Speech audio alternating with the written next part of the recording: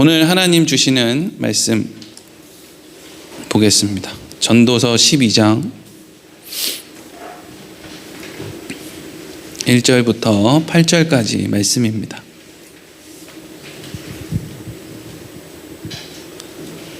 전도서 12장 1절부터 8절 말씀 우리 같이 한 목소리로 읽겠습니다.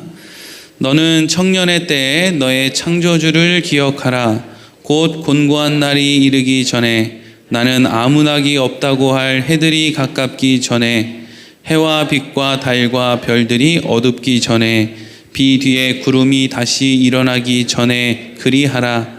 그런 날에는 집을 지키는 자들이 떨 것이며 힘 있는 자들이 구부러질 것이며 맷돌질하는 자들이 적음으로 그칠 것이며 창들로 내다보는 자가 어두워질 것이며 길거리 문들이 닫혀질 것이며 맷돌 소리가 적어질 것이며 새의 소리로 말미암아 일어날 것이며 음악하는 여자들은 다 쇠하여질 것이며 또한 그런 자들은 높은 곳을 두려워할 것이며 길에서는 놀랄 것이며 살구나무가 꽃이 필 것이며 메뚜기도 짐이 될 것이며 정욕이 그치리니 이는 사람이 자기의 영원한 집으로 돌아가고 조문객들이 거리로 왕래하게 됨이니라.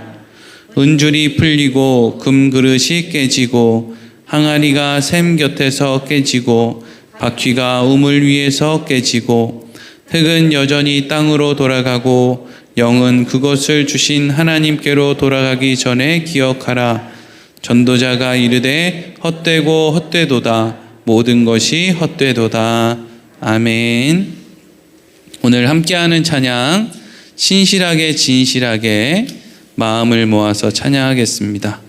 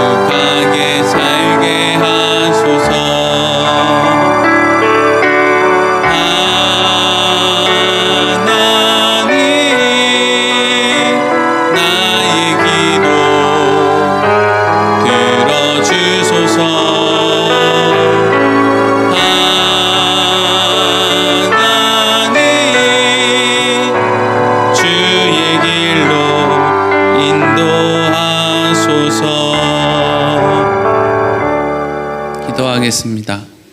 하나님 함께 하나님 말씀 나눌 때 하나님께서 주실 수 있는 성경을 통해서 주실 수 있는 그 지혜가 우리 안에 있게 하여 주시옵소서. 예수님의 이름으로 기도합니다. 아멘. 오늘은 하나님께로 돌아가기 전에 라는 제목으로 함께 하나님 말씀 나누도록 하겠습니다. 지난 시간에 우리가 하나님에게 속한 사람들, 하나님에게 택함을 받은 사람들에게도 어려움, 고난의 문제가 찾아온다 라는 말씀을 함께 나누었습니다. 그러면서 욥이라고 하는 사람에 대해서 함께 나눴죠. 욥은 욥기라는 말씀이 시작할 때 애초에 무엇으로 시작되느냐 하면 욥은 당대의 의인이었다라는 말로 시작하고 있다고 했습니다. 그러니까 욥의 인생에 고난이 찾아온 것은 욥이 어떤 하나님 앞에 잘못을 했기 때문이 아니라는 것을 욥기가 시작할 때부터 우리에게 알려주는 것이죠. 욥은 당대의 의인이었음에도 고난이 찾아왔어요. 여러분, 이런 말씀을 외면하면 안 됩니다. 우리는 이런 말씀을 그냥 외면하고 누가 뭘 잘하니까 하나님 앞에 복 받았대, 그러니까 나도 그렇게 똑같이 따라해서 하나님한테 복 받아야지 라는 식으로 자꾸 어떤 말씀을 찾아내려고 하는데, 이런 말씀을 우리는 외면하면 안 되고요, 받아들여야 돼요. 의인도 고난을 당하게 되었다. 그러면 이제 중요한 건 이거죠. 왜 하나님께서 그렇게 사랑하는 의인인 욥을 왜 하나님은 고난의 자리에 두셨는가? 그것도 보통 고난입니까? 자식들이 하루아침에 다 죽고 재물 다 뺏기고 몸은 죽기 일보 직전에 겨우겨우 생명만 유지하는 그 정도의 상황으로 하나님이 욥을 살게 하셨다고 그랬죠. 왜 그렇게 했다고 했습니까? 그 가운데 창조하시는 하나님을 알려주기 위함이라 그랬죠. 하나님은 창조하시는 하나님이다. 그러니까 태초의 세상을 창조하는 것으로 끝난 하나님이 아니라 오늘도 욥의 인생이 다 망했다고 생각하는 그때부터도 하나님께서는 얼마든지 새로운 것을 창조하실 수 있는 분이다. 이걸 가르쳐 주려고 했다는 거예요. 그래서 욥의 인생이 그렇게 고단한 가운데 계속 흘러가다가 욥기 38장에서 하나님이 욥한테 그렇게 말씀했다 그랬죠. 이 세상이 어떻게 창조되었는 줄 아느냐? 그때 아무것도 없었는데 이런 게 생기고 별이 생기고 파도가 생기고 무슨 야생말에 깃털이 날리고 갈퀴가 날리고 이런 거 이제 말씀을 하시죠. 만약에 하나님이 창조하시는 하나님이 아니다. 그래서 하나님은 그런 어떤 걸 뭔가 새로운 걸 만들어내는 능력이 없다라고 하는데, 만약에 하나님이 좀 인간보다 나은 어떤 능력이 있어서 욥에게 어떤 고난을, 그렇게 끔찍한 고난을 이렇게 주신 거라면 하나님은 참 학대하는 하나님이에요. 학대하는 하나님. 이게 여러분 치유가 되겠습니까? 어느 날 하나님 여러분들 자식을 다 죽였다고 생각을 해보세요. 이게 치유가 되겠어요? 그 상처가? 그런데 그 치유될 수 없는 그 상처를 하나님 앞에 나오면 치유가 된다는 거잖아요. 왜요? 하나님은 마음을 새롭게 만드실 수 있는 분이니까, 상황을 새롭게 만드실 수 있는 분이니까, 이 세상을 초월하는 분이시니까 이렇게 되는 거예요. 여러분, 성경을 볼 때 이 창조하시는 하나님, 다른 말로 우리의 인생의 역사를 주관하시는 하나님이라고 하는 것을 늘 기억하면서 우리는 성경을 볼 수 있어야 돼요. 그래서 오늘 말씀 본문으로 넘어가기 전에 성경에 나오는 많은 사람들 가운데 이렇게 하나님께서 뭔가를 그 사람들의 인생 가운데 만들어내신 그런 사람들을 대표적으로 2명 좀 생각해 보려고 합니다. 첫 번째 사람은 누구냐 하면 모세라는 사람이에요. 모세. 여러분, 모세는 히브리 사람으로 애굽에서 태어났거든요.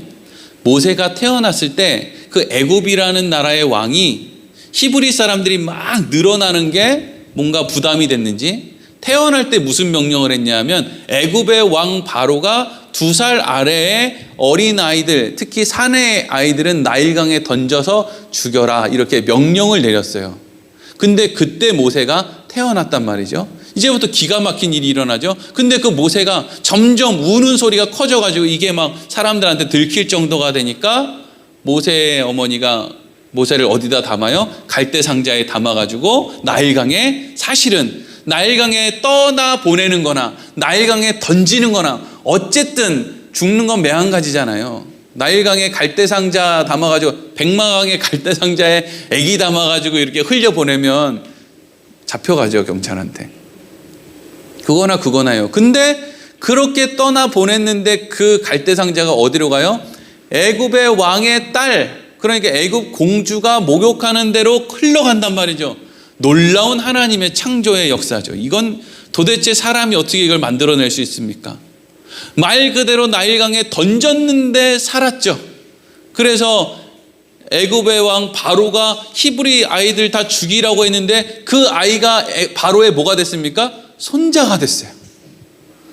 대단한 일이죠. 하나님만 하실 수 있는 일이죠. 하나님이 만들어내셨죠. 그런데 문제는 뭐냐면 그렇게 모세가 40년 동안 애굽에서 왕자의 자리를 지키면서 살았단 말이죠. 그러니까 우리는 10계라고 하는 그런 모세의 어떤 영화 같은 걸 이렇게 보면은요, 이집트 뭐 10계 이런 영화를 보면 아니 뭐 굳이 뭐 저기서 뭐 어떻게 할 거 있나? 그냥 모세가 저기서 그냥 왕이 돼가지고 그냥 쉽게 가나안 땅으로 이스라엘 백성들 보내고 그러면 얼마나 간단한가? 이런 생각도 할 수 있거든요. 근데 어느 날 모세의 나이 40이 됐을 때 모세가 이상한 생각을 해요. 그런 생각을 왜 했는지 몰라요. 모세가 무슨 생각을 하냐면은 내 정체성이 뭔가? 이런 쓸데없는 생각을 하는 거예요. 이런 식으로 이제 접근에 들어가 생각하면 인간의 삶이 이제 복잡해지는 거예요. 나의 정체성은 뭔가? 나의 삶의 이유는 뭔가? 막 이렇게 들어가는 거예요. 그랬더니 모세가 어떤 생각을 하게 돼요? 나는 분명히 몸은 애굽의 왕 바로의 이런 그 왕자의 자리에 있는데 내가 거울을 볼 때마다 자기 안에 뭐가 있는 걸 봐요? 나는 히브리인이라는 걸 본단 말이죠. 그러니까 거기서부터 이제 고민이 생긴 거예요. 그냥 잠자코 아니 난 몰라, 난 눈 딱 감고 그냥 여기서 그냥 왕자로 살 거야, 이러면 별 문제가 없는데 모세가 거기서 이제 갈등이 생겼다고요. 나는 왕궁에서 왕자로 살아갈 것인가, 아니면 내 민족인 히브리 민족에게로 돌아가서 내가 여기서 뭔가를 해볼 것인가. 고민을 하다가 모세가 어느 편을 선택해요? 나는 히브리 민족이야. 어떻게 보면 쓸만한 생각을 하는 거예요. 나는 일제시대에 일본인으로 살 것인가, 아니면 독립운동을 해서 우리는 조선 사람으로 살 것인가. 여기서 이제 좋은 선택을 했단 말이죠. 그러면 좀 좋은 열매가 맺어져야 될 것 같은데 모세에게 무슨 일이 일어납니까? 어느 날 밖에 나갔는데 그 애굽의 관원이 막 그 히브리 사람들 막 학대하는 걸 보고 화가 나서 막 어떻게 하다가 모세가 그 사람을, 애굽 사람을 죽이게 되죠.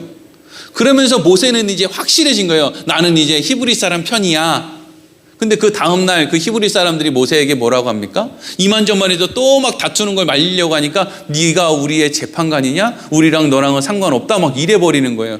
그러니까 모세는 어쨌든지 결단해서 자기가 뭔가 히브리 민족으로서 뭔가를 해보겠다고 한 걸음을 나섰는데 오히려 안 하니만 못한 상황이 됐죠. 살인자가 돼서 애굽의 왕궁에서부터 그냥 도망치는 신세가 됐어요. 그리고 미디안 광야로 쫓겨나서 거기서 40년 동안 살게 되는 거예요. 모세가 아마 그 애굽의 왕궁을, 그 애굽 땅을 떠나면서 그런 생각을 했을 거예요. 이게 뭐지? 난 분명히 히브리 민족들을 위해서 뭔가를 해보려고, 하나님을 위해서 뭔가를 해보려고 내가 여기서 힘을 좀 내서 이렇게 내가 분명히 이쪽으로 섰는데 왜 내 인생에는 이런 어려움이 찾아오지? 그리고 40년 동안 미디안 광야에서 모세가 사는데, 모세가 40년 동안 미디안 광야에서 살면서요 80세가 될 때까지 애굽 말까지 까먹을 정도로 다 까먹어요. 기억이 나는 게 하나도 없을 정도로 모든 걸 다 잃어버리죠. 그런데 하나님은 언제 모세를 불러요? 40세의 왕궁에서 모든 교육을 받고 모든 지혜와 힘과 뭐 이런 것들이 있을 때는 모세가 오히려 배신당하고 쫓겨나게 만들더니 미디안 광야에서 40년을 살면서 애굽 말까지 잊어버리는, 모든 걸 잊어버리는, 아무것도 남지 않은 그 상황에서 하나님이 모세를 부르신단 말이죠. 그러니까 모세가, 하나님이 모세를 부를 때 하나님에게 모세가 뭐라고 합니까? 하나님 도대체 누구십니까? 이 말은 바꿔 얘기하면 하나님 도대체 무슨 일을 이렇게 하십니까? 제가 힘 있을 때는 안 쓰더니, 교회에 나오는 분들 중에 그런 얘기 많이 하잖아요. 아, 옛날에 나 돈 있을 때 교회 나왔어야 되는데, 그러면 내가 교회에 위해서 이렇게 뭐 많이 할 텐데, 아, 내가 다 망한 다음에 교회 나와가지고 목사님 좀 그렇네요.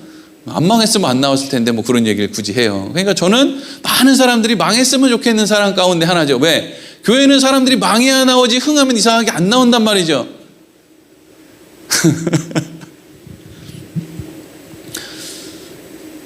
그래서 모세가 얘기하는 거예요. 하나님 도대체 하나님 누구십니까? 사람들한테 하나님이 어떤 분이라고, 누구라고 얘기할까요? 그랬더니 하나님 뭐라 그래요? 나는 여호와다 이러죠. 여호와는 뭐예요? 나는 스스로 있는 자. 누가 나를 만들어내지 않았다는 거죠. 내가 원인이다. 내가 창조주다. 내가 다 만든 거다. 나만 처음부터 있었다. 이게 하나님이 모세에게 뭘 가르쳐 주는 거예요? 내가 창조의 하나님이다. 그러니까 네가 왕궁에 있다고 해서 내가 뭔가를 할 수 있고, 네가 광야에 있다고 해서 내가 뭔가를 할 수 없는 것이 아니라, 나는 어느 곳에 있든지 간에 나는 다 할 수 있다. 여러분 그거 믿으세요? 네. 여러분, 하나님이 일제시대에도 또 6.25 전쟁 가운데도 우리와 함께 해 주셨잖아요. 그렇죠? 근데 왜 오늘날 이 시대에는 우리와 함께 해준다는 걸 사람들이 잘 못 믿는지 모르겠어요. 그걸 믿어야죠. 하나님이 우리와 함께 해주시는 걸 믿어야죠. 하나님의 주권이 있다는 걸 믿어야죠. 여러분, 바울의 인생도 기가 막혀요. 바울의 인생. 여러분, 바울이 조금 더 하나님을 일찍 만났으면 어땠을까라는 생각을 하게 돼요. 그러니까 바울이 무슨 바리새인으로, 가말리알의 문화생으로, 로마인으로 막 이렇게 이제 막 사람들 앞에 막 이렇게 높이 올라갈 때, 그때 좀 예수님 알았으면 얼마나 좋았을까. 예수님 살아있을 때 좀 만났으면 얼마나 좋았을까. 이런 생각하게 되잖아요. 근데 이 바울은요, 언제 예수님을 만나느냐 하면, 예수 믿는 사람들 잡아서 어떻게든 해코지하려고 하는 다메섹으로 가는 그 길에서 바울은 예수님을 만나는 거예요. 아니, 조금 더 양보해서 스데반 집사 죽이는 것 이전에만 좀 만나주시지. 근데 바울은 언제 예수님을 만나요? 자기가 스데반 집사, 그 당시에 가장 사람들로부터 칭찬받던 사람을 돌로 쳐서 죽이는데 가장 앞장섰던 사람이 바울이잖아요. 그걸 다 겪고 난 다음에, 게다가 또 예수 믿는 사람들 잡아서 어떻게 해코지하려고 가는 그 길에 바울이 예수님을 만나요. 주여 누구십니까? 물었더니 예수님이 그렇게 얘기하죠. 나는 네가 핍박하는, 박해하는 예수다. 아, 핍박하는 요 얘기가 성립되지 않을 때 나 좀 찾아오셨으면 얼마나 좋을까. 근데 예수님은 언제 찾아와요? 바울이 예수님을 핍박할 때, 예수 믿는 사람들을 학대할 때 찾아온단 말이죠. 왜 그렇게 하시는 것 같아요? 하나님은 창조하시는 분이란 말이죠. 그 자리에 서 있는 모세와 그 자리에 서 있는 바울을 통해서 하나님께서는 하나님이 하실 일들을 다 하실 수 있는 분이라는 거예요. 어떤 상황에 있으면 못하고 어떠한 상황이 있으면 하는 게 아니라, 어떤 상황에 있어도 하나님이 하실 일들은 다 하실 수 있다 하는 것이죠. 그래서 지난 시간에 결론이 뭐였냐면 전도서 12장 1절과 2절이었어요. 같이 읽어보겠습니다. 시작. 너는 청년의 때에 너의 창조주를 기억하라. 곧 공고한 날이 이르기 전에, 나는 아무 낙이 없다고 할 해들이 가깝기 전에, 해와 빛과 달과 별들이 어둡기 전에, 비 뒤에 구름이 다시 일어나기 전에 그리하라. 아멘. 그래서 지난 시간에 아직 우리에게 힘이 있을 때, 아직 하나님이 주시는 어떤 상황 속에 정신 못 차리고 해롱해롱 거리기 전에 뭘 기억하라는 거예요? 하나님은 창조하시는 하나님이야. 하나님이 내 안에서 놀라운 것을 만들어 가실 거야. 최소한 이것을 알면 무엇으로 우리가 가게 된다는 거예요? 하나님 앞에, 하나님 왜 그렇게 하셨어요? 삿대질하고 원망하지는 않게 되는 거죠. 우리는 한 치 앞도 모르기 때문에 자꾸 하나님을 원망하게 돼요. 하나님은 욥을 사랑해서, 모세를 사랑해서, 바울을 사랑해서 그렇게 해야만 되겠기에 그런 일들을 허락하셨는데, 우리는 하나님이 하신 일이 도대체 뭘 만들어내는지를 모르니까, 태초에 하나님이 세상을 창조했다는 건 날마다 고백을 하는데, 오늘도 내 안에서 놀라운 것을 만들어가고 계시고, 인간이 사는 삶 가운데 놀라운 것을 만들어가고 계시다는 것은 믿지 못해서 맨날 우리에게 좋은 걸 허락하시는 하나님을 원망하는 바보 같고 어리석은 짓을 할 수밖에 없다는 거예요. 그러니까 청년의 때에 창조주를 기억해야죠. 그래서 어떤 일이 찾아오면, 하나님, 제가 무지해서 이 일이 나한테 어떤 결과를 맺을지 나는 모릅니다. 그러나 내가 하나님이 창조하시는 분이신지를 알기 때문에 제가 힘들다고 비명은 지를지어도 하나님을 원망하지는 않겠습니다. 힘들 때 비명 지르는 거 괜찮아요. 힘든데, 아픈데 뭐 어떡하겠습니까? 병원에서도 의사들이 뭐 치료하다 보면 아프잖아요. 그러면 얼마나 비명을 질러요. 예, 무슨 뭐 어른이고 애고 뭐 무슨 뭐 건장한 남자고 뭐 어디 있어요. 아프면 소리를 꽥꽥 지르고 그냥 주사바늘 들어가려고 하면 무섭지. 네. 그래도 비명은 질러도 뭐는 안 해요? 의사한테 욕은 안 하잖아요. 응급실 뛰쳐나가지는 않잖아요. 왜요? 그 안에 나를 치료하는 무엇인가가 있다는 걸 알기 때문이죠. 자, 그리고 나서 이제 오늘 3절부터 7절까지로 넘어가는데, 자, 우리는 여기에서 이제 좀 깊은, 이제까지 별로 깊지도 않은 얘기를 했는데도 아주 많이 피곤하신 분들이 보이는데, 지금은 좀 더 깊은 이야기를 해야 되기 때문에 아주 걱정이 지금 태산이에요. 3절부터 7절까지 말씀 우리 같이 읽어보도록 하겠습니다. 시작. 그런 날에는 집을 지키는 자들이 떨 것이며 힘 있는 자들이 구부러질 것이며 맷돌질하는 자들이 적음으로 그칠 것이며 창들로 내다보는 자가 어두워질 것이며 길거리 문들이 닫혀질 것이며 맷돌 소리가 적어질 것이며 새 소리로 말미암아 일어날 것이며 음악하는 여자들은 다 쇠하여질 것이며 또한 그런 자들은 높은 곳을 두려워할 것이며 길에서는 놀랄 것이며 살구나무가 꽃이 필 것이며 메뚜기도 짐이 될 것이며 정욕이 그치리니 이는 사람이 자기의 영원한 집으로 돌아가고 조문객들이 거리로 왕래하게 됨이니라. 은줄이 풀리고 금그릇이 깨지고 항아리가 샘 곁에서 깨지고 바퀴가 우물 위에서 깨지고 흙은 여전히 땅으로 돌아가고 영은 그것을 주신 하나님께로 돌아가기 전에 기억하라. 아멘. 먼저 3절부터 7절까지 말씀은요, 뭐가 이렇게 좀 어려운 얘기가 나오는 것 같은데 인간이 노화되어 가는 과정을 기록하고 있어요. 그래서 뭐 이것 가지고도 뭐 거의 1시간 설교하는 설교자들이 많아요. 뭐 하나하나 뭐 굳이 인간의 노화를 설명하는 과정입니다 이렇게 설명하면 되는데 이걸 하나하나 설명을 다 해주는 거예요. 뭐 예를 들면 뭐 힘 있는 자들이 구부러질 것이면, 여러분 나이 들면 이렇게 구부러지는 거 아시죠? 뭐 또 맷돌 가는 소리가 들리지 않을 것이면, 이거는 이제 맷돌을 간다는 게 이제 치아로 뭔가를 이렇게 씹는다는 게, 여러분 나이 먹으면 이가 부실해지는 거 아시죠? 이걸 이제 3절부터 7절까지 이제 하는 거예요. 근데 결론은 뭐라고요? 인간이 노화되는 과정을 기록하고 있다. 짧게 넘어갈 거예요. 뒤에가 길기 때문에. 자, 그래서 이걸 보통 이제 설교 시간에 설교자들은 전도서 12장을 설교할 때 어떤 식으로 설교를 하느냐면요, 보통 본문이 전도서 12장 1절부터 7절까지로 끝나요. 그러니까 전도서 12장을 설교할 때는 본문이 12장 1절에서 7절까지 끝나요. 8절부터 그 뒤에까지는 설교하는 설교자를 본 적이 없어요. 대부분 전도서 설교 1장부터 11장까지도 하시는 분들이 별로 없는데, 그렇게 한다고 해도 대부분이 본문을 어디로 잡느냐면 전도서 12장 1절에서 7절까지로 그냥 딱 끊어버린단 말이죠. 왜? 그렇게 하면 아주 메시지가 간결해지거든요. 그래서 대부분 이 전도서 12장 설교를 어떻게 하느냐면 이런 식으로 해요. 여러분 젊었을 때 하나님 기억하시면서 살아야 됩니다. 이 3절부터 7절까지 말씀 보세요. 사람이 얼마나 빨리 늙습니까? 그러니까 결국 하나님을 위해서 우리가 쓸만한 일을 할 수 있는 시간이 얼마나 짧아요. 그러니까 여러분 정신 차리고, 지금부터 정신을 바짝 차리고, 시간이 얼마 없어요. 하나님의 영광을 위해서 부지런히 사시라고요. 그럼 이제 여러분들이 아멘 이렇게 하면 이제 축도하고 끝나면 집에 돌아가는 거예요.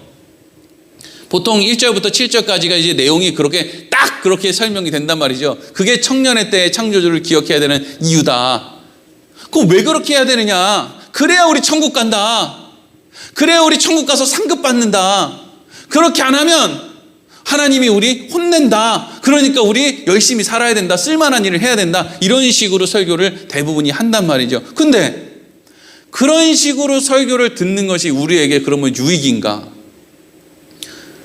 여러분들은 예수를 몇 살에 알았어요? 저는 모태신앙이니까 지금 제가 신앙생활한 지가 40년이 넘었잖아요. 그러면 청년의 때의 창조주를 기억해라.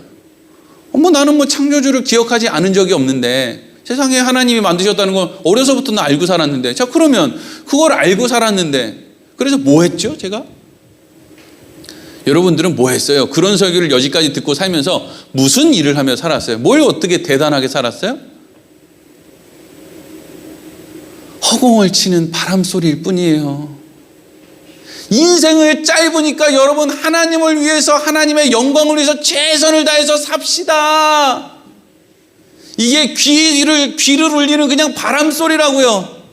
아무도 그렇게 살아갈 수 있는 힘, 능력을 가진 이가 없어요. 누군지 저 좀 소개시켜 주세요. 누가 그렇게 좀 살고 있는지.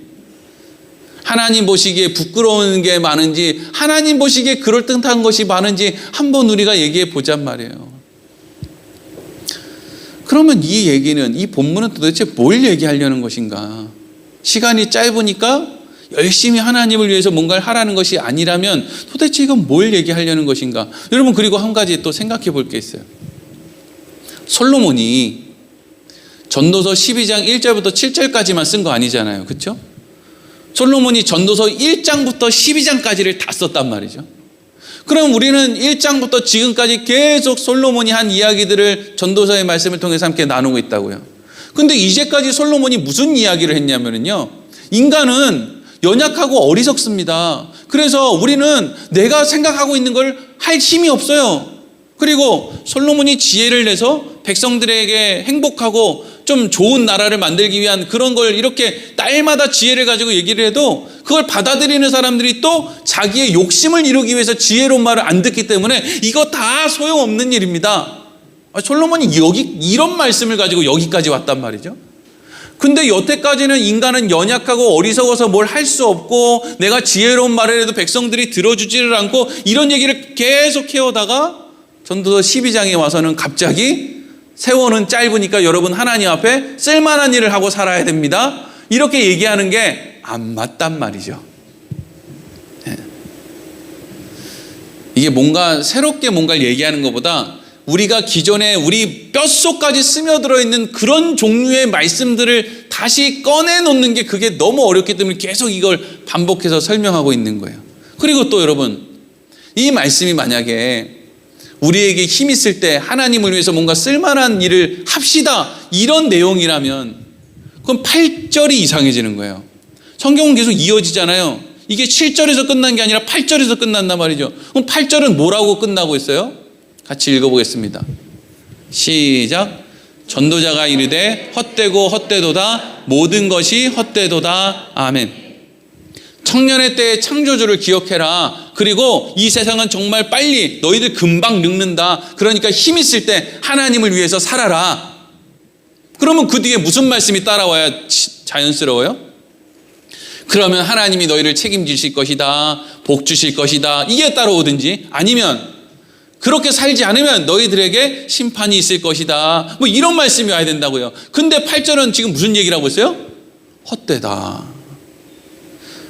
그러니까 이 얘기는 하나님을 위해서 청년의 때에 살아도 인생은 헛되고 그렇게 살지 않아도 인생은 헛되다, 이런 이야기란 말이죠. 그러니까 이게 청년의 때 부지런히 하나님의 영광을 위해서 살으라는 이야기로 볼 수가 없다는 거예요. 보기가 힘들다고요. 그러면 도대체 이것은 우리에게 무엇을 이야기하고 있느냐? 우리가 이제 생각을 좀 해보면서 읽겠습니다.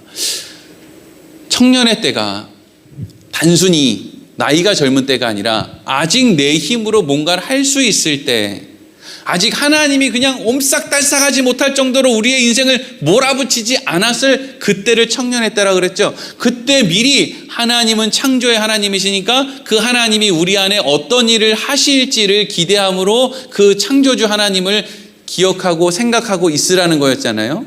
그런데 그 뒤에 어떤 말씀이 이어지냐면 이 세상의 인생은 참 빨라.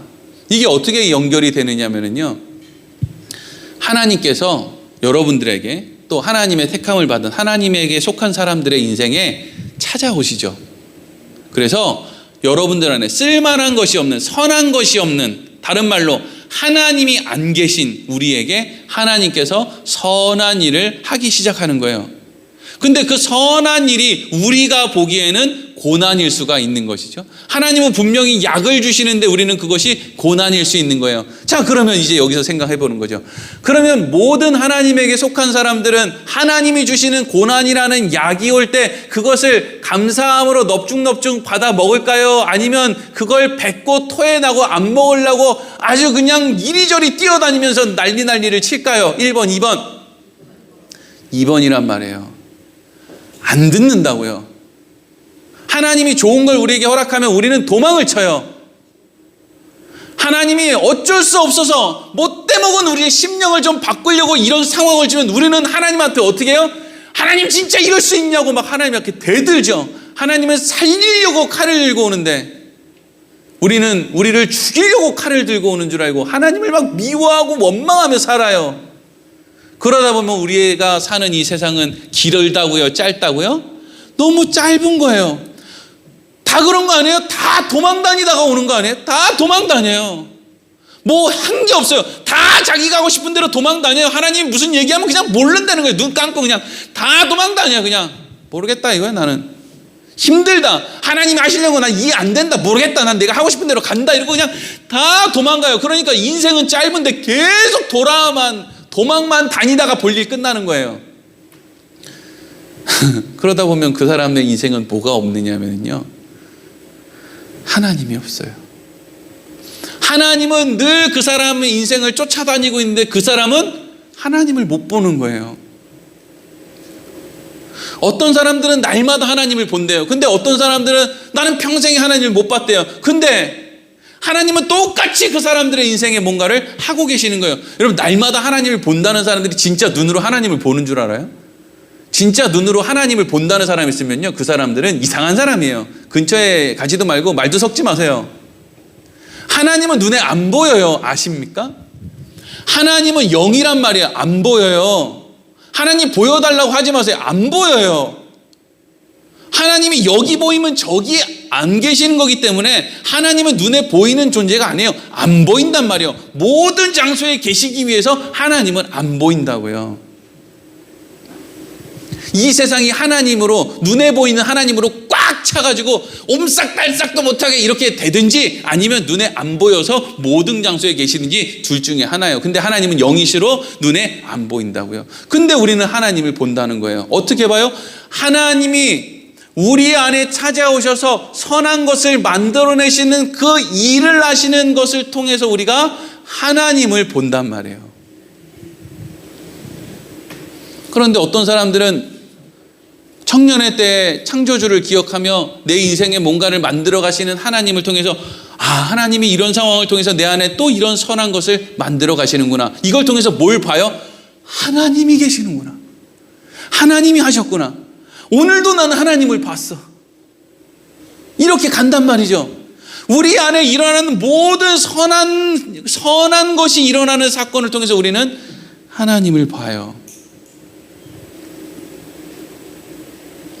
근데 어떤 사람은 맨날 도망만 다녀요. 그러니까 물론 맨날 도망만 다녀도 하나님이 어떻게든 하나님에 속한 사람들을 끝까지 하나님의 나라로 끌고 가시겠죠. 하지만 아깝잖아요. 원망하며 산 인생이 아깝잖아요. 하나님, 제가 하나님만 보여주시면 제가 진짜 열심히 살 수 있는데요. 이런 어리석은 말을 하는 게 너무 아깝잖아요. 아마 모르긴 몰라도 많은 그리스도인들이요, 무슨 어느 교회에서 무슨 대단한 목사가 와가지고 부흥회 한다 그러면요, 그 안에 전부 다 그런 소망을 갖고 그 부흥회를 가요. 나도 오늘 뭔가 체험하고 싶다. 나도 오늘 뭔가 좀 보고 싶다. 그러면 내가 믿음이 좀 좋아질 텐데. 그런 허상에 사로잡힌 쓸데없는 생각을 가지고 신앙생활을 한단 말이죠.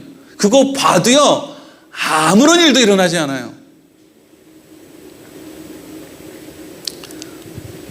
자, 예를 들어서 신약 성경에 있는 말씀으로 오늘 말씀을 좀 가지고 와서 생각을 좀 해볼게요. 요한복음 12장 1절에서 8절입니다.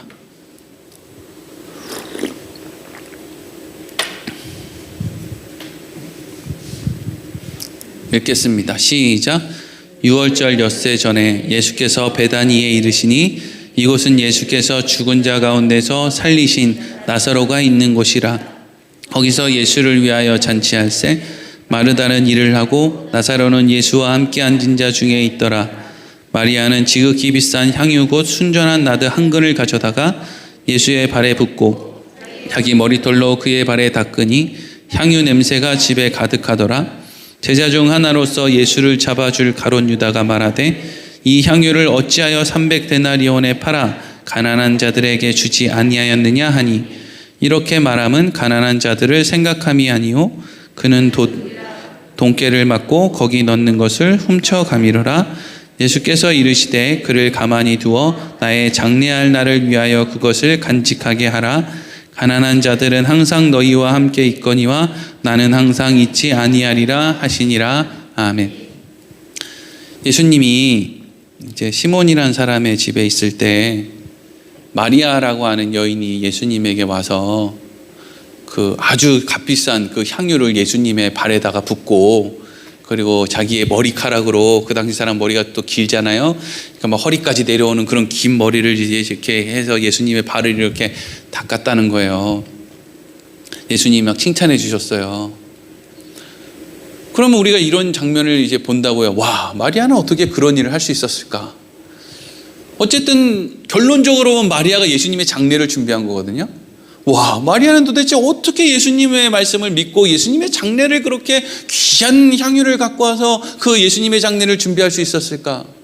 이 마리아 안에 있는 이 선한 마음, 지혜로운 마음은 어디서 왔을까? 거기서 우리는 뭘 본다고요? 마리아가 대단한 게 아니라 하나님이 마리아를 통해서 예수님의 장례를 준비할 수 있도록, 마음은 있는데 향유가 없으면 어떡하겠어요? 향유는 있는데 마음이 없으면 또 어떡하겠어요? 근데 하나님이 마리아를 통해서, 하나님이 예수님의 장례를 준비하기 위해서 마리아를 통해서, 향유를 통해서 그렇게 일하시는구나. 이런 모습을 통해서 우리가 뭘 본다고요? 하나님이 계시는구나. 이걸 본다고요. 그럼 이제 어떤 사람은 이렇게 얘기하는 사람이 있어요. 마리아는요, 며칠 전에 자기 오빠가 죽었는데 예수님이 그 오빠를 살려내는, 나사로가 죽었는데 나사로를 살려내는 그 자리에 그 나사로의 여동생으로 마리아가 있었기 때문에 그런 일을 한 거 아닙니까? 이렇게 이제 얘기를 하는 사람도 있을 거예요. 그러면 우리는 이런 생각을 또 해야죠. 그 자리에 마리아만 있었는가? 여러분, 예수님이 죽은 나사로를 살리셨다는 거 다 들어보신 적 있죠? 예수님이 성경을 보면 일부러 나사로가 죽을 때까지 안 가요. 병이 들려서 죽을랑 말랑 할 때 달려가서 기도해주고 살린 게 아니란 말이에요. 예수님이 일부러 안 가요. 참 모질죠, 어떻게 보면. 여러분들이 그런 인생, 여러분 자식이 죽어가는데 예수님이 그런다면 예수님 원망하시겠죠. 그래서 우리는 참 하나님을 모르는 거예요. 믿을 수가 없는 거예요. 우리는 이렇게 연약하거든요. 예수님이 나사로가 죽을 때까지 기다렸다가 죽은 다음에 이제 간다고요. 그러니까 나사로의 여동생이었던 마리아와 마르다는 불만이 여기까지 찬 거예요. 왜요? 좀 일찍 와서 살아있을 때 머리에 손이라도 얹고 기도 좀 해주시면 살아나든지, 아니면 나사로가 죽어도 죽기 전에 뭔가 그래도 좀 위로라도 좀 받지 않았을까, 이런 생각 때문에 좀 실망이 된 거죠. 근데 예수님께서 어떻게 하셨어요? 그 나사로가 있는 무덤에 가서 돌을 굴리라 그러고, 나사로야 나와라 이렇게 얘기했죠. 그런데 정말 나사로가, 이제 죽었던 나사로가, 그 썩은 냄새가 나는 나사로가 동굴에서 이제 무덤에서 나온단 말이죠, 이렇게. 근데 여러분, 그 자리에 누가 있었냐고요? 물론 나사로의 동생이었던 마리아와 마르다도 있었어요. 그런데 그 사람만 있었습니까? 아니에요. 예수님의 12제자가 다 있었죠. 예수님의 12제자가 다 있었어요. 그리고요, 많은 이스라엘 백성들이 그 자리에 있었어요. 나사로는 영향력 있는 사람이었기 때문에 나사로의 죽음을 애곡하기 위해 많은 사람들이 나사로가 살아나는 그 현장에 있었다고요. 근데 여러분, 놀라운 건 뭔지 아세요? 마리아만 예수님의 장례를 준비한다고 하는 그 역할에 쓰임을 받고요, 오늘 방금 읽었던 말씀에 가룟 유다는 뭐라 그래요? 그거 팔아서 가난한 사람들 좀 도와주지, 이렇게 얘기했다는 거예요. 그럼 왜 그렇게 얘기했대요? 정말 가난한 사람을 생각해서요? 아니요, 돈 횡령하려고. 가룟 유다도 나사로 살아나는 그 자리에 있었어요. 죽은 사람 살아나는데 가룟 유다도 있었단 말이죠. 근데 가룟 유다가 뭘 생각했다고요? 도둑질을 생각했단 말이에요. 그리고요, 그럼 나머지 예수님의 11제자들은 달라요? 가룟 유다만 나쁜 놈이고 나머지 11제자는 달라요? 아니요. 예수님의 다른 두 제자 야고보와 요한, 예수님에 가서 뭐라 그래요? 예수님이 왕궁 세우면 저 오른편에 앉혀주세요. 저 왼편에 앉혀주세요. 다른 제자들 모르게 해요. 저희들만요. 그것도 일종의 뭐예요? 따지고 보면 그 도둑질이죠. 아니 여태까지 3년 넘게 동거동락했던 같이 공동체로 왔던 그 제자들은 다 밀어두고 저는 오른쪽이요, 저는 왼쪽이요, 이런 얘기를 예수님한테 하는 게 지금 도둑놈 아닙니까? 근데 이걸 언제 했다고요? 나사로 살아난 다음에.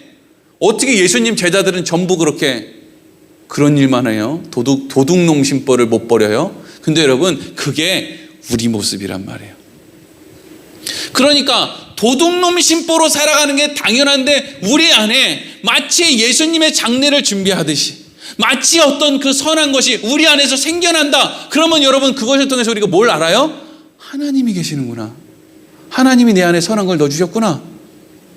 하나님이 지금 저 사람을 통해서 이렇게 일을 하시는구나. 와, 하나님이 저렇게 보이시네.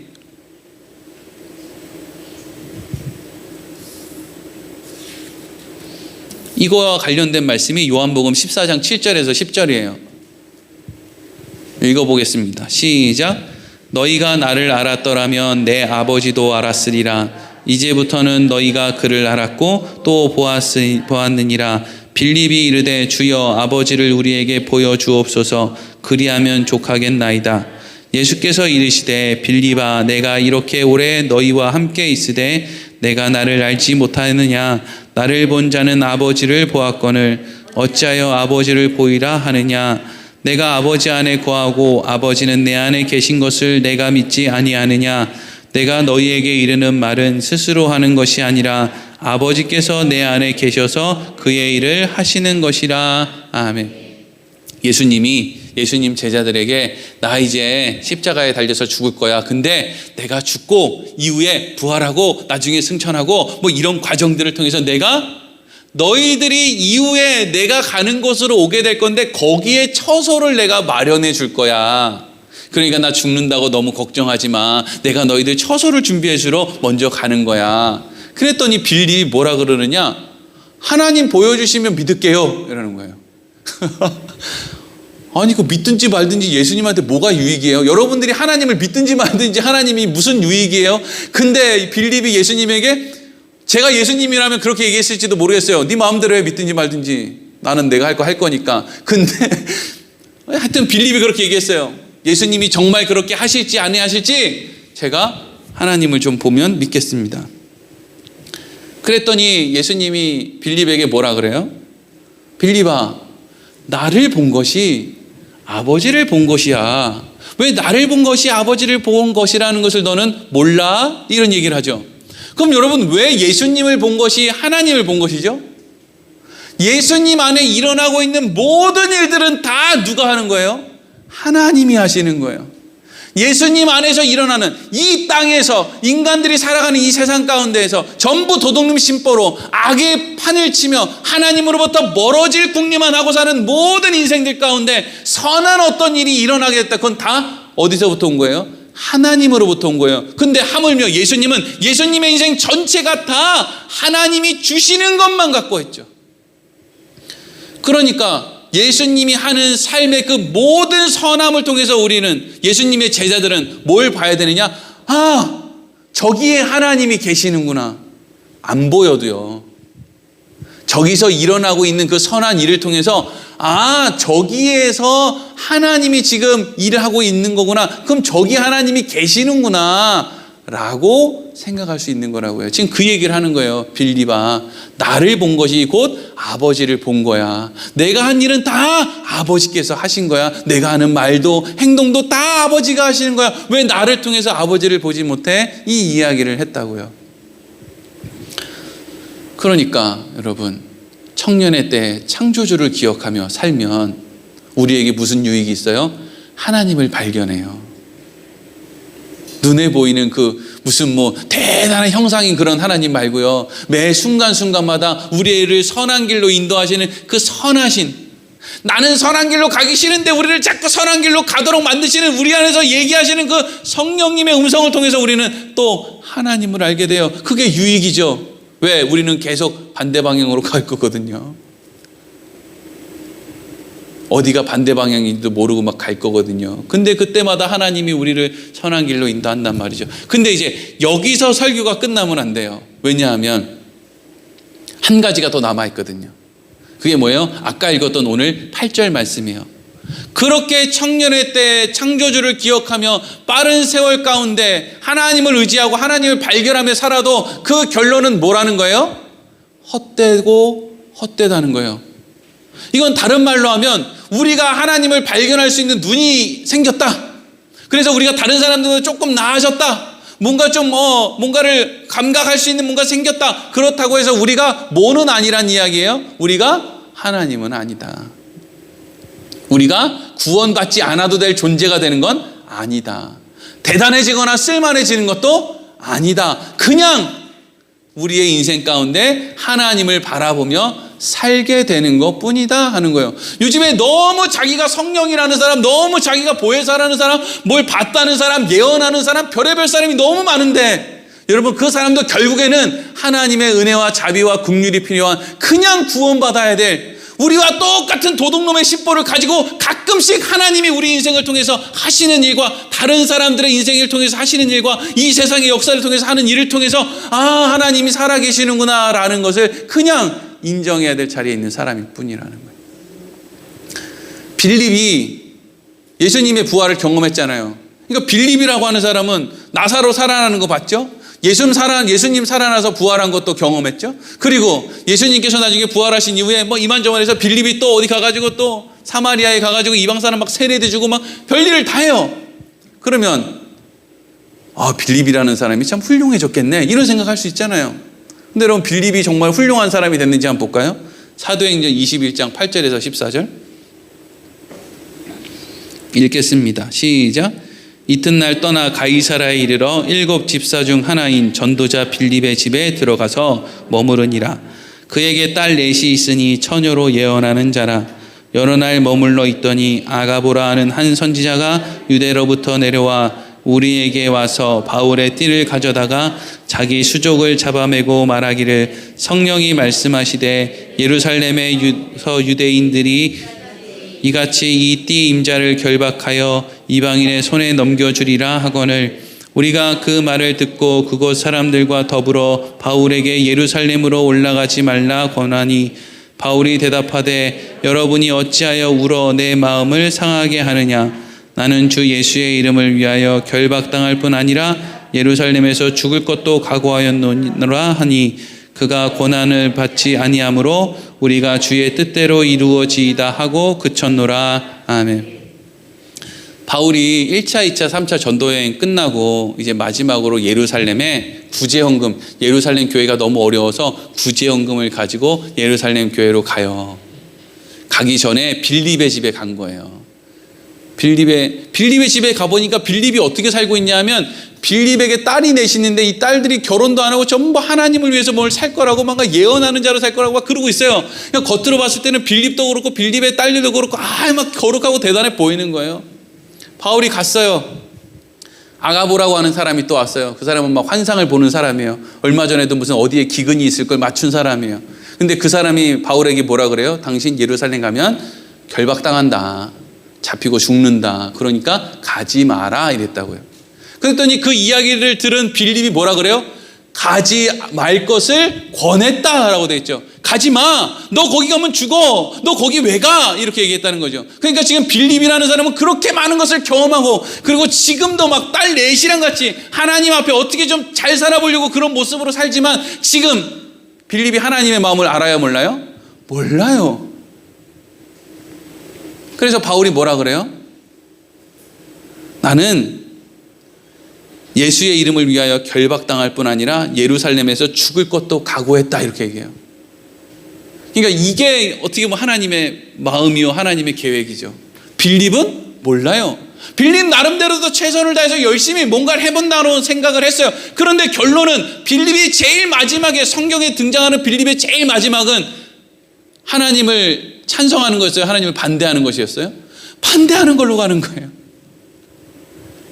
그러니까 이런 것을 보면 우리는 어떤 생각이 들어요? 와, 우린 정말 한심하구나. 우린 정말 쓸모없구나. 그렇게 많이 보고 경험하고 해도 빌립이 결국에는 바울 반대하는 말하고 성경으로부터 사라지고 마는구나. 그러니까 솔로몬이 지금 뭘 얘기하는 거예요? 청년의 때에 창조주를 기억하며 빠른 세월을 살아가는 동안에 쓸만한 일을 하며 살아라? 근데 쓸만한 일 할 수 없어서도 허무하고, 또 설사 어떤 사람은 하나님의 은혜로 쓸만한 일을 한다고 해도 결국에는 자기 자신이 쓸만하지 못하다는 걸 알 거니까 결국에는 다 헛되다 얘기하는 거죠.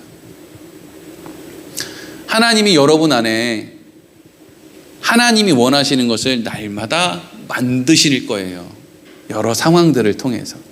그리고 여러분들은 그 안에서 일하시는 하나님을 발견하게 될 거예요. 하나님을 발견하게 되는 거죠. 그런데 우리는 그럼에도 불구하고 쓸만해지지 못한 우리를 날마다 발견하게 될 거예요. 그러니까 성경이 우리한테 결국 하고 싶은 얘기는 뭐예요? 그래도 하나님 너네 안 버린다.